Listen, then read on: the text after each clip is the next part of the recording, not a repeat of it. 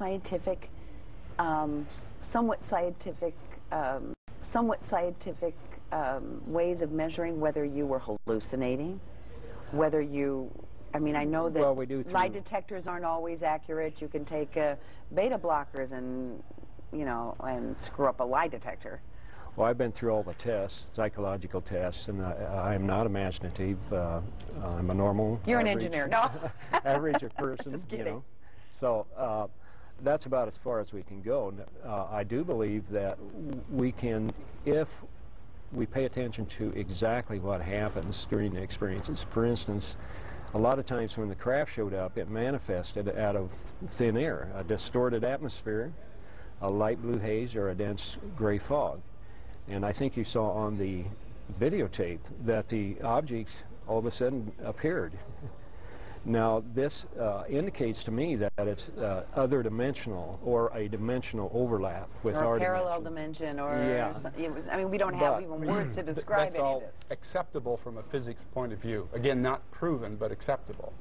If we pay attention to the colors, for instance, how the atmosphere behaves during these manifestations, I believe that we can come close to maybe trying to understand a little more fully what's actually happening.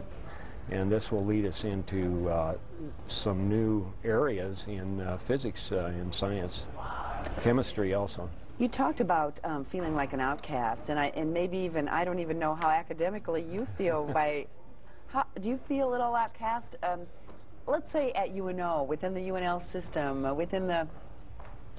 I get a little static, but for the most part it's very positive. For example, I give UFO talks a lot around town, Kiwanis and whatever, and my dean has actually introduced me twice when I gave a couple of those talks, and I'm amazed at how many Kiwanis and types of group they have on every block. But, oh yes, they do. I know.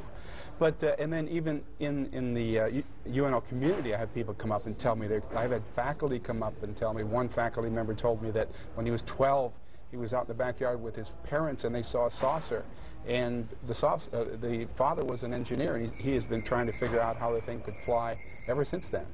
And so, and that's not the only person in the UNO community that has told me about their experiences too.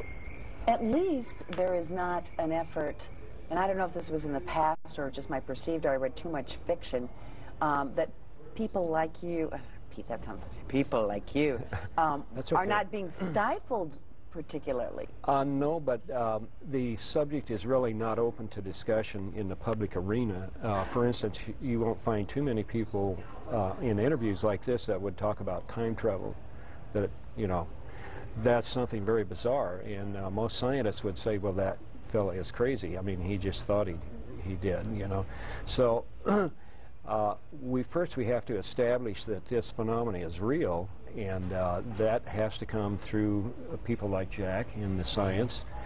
And then when that's finally accepted by the general public, we can get into some of the more meaningful things, which actually have to do with our culture and the steering of our culture through individuals such as myself. Well, we've run out of time, but you might have a chance to talk to individuals such as yourself at the UFO Contacting You Open Forum, which is a Saturday, April 25th, 7 to 10 o'clock in Lincoln at the Comfort Suites.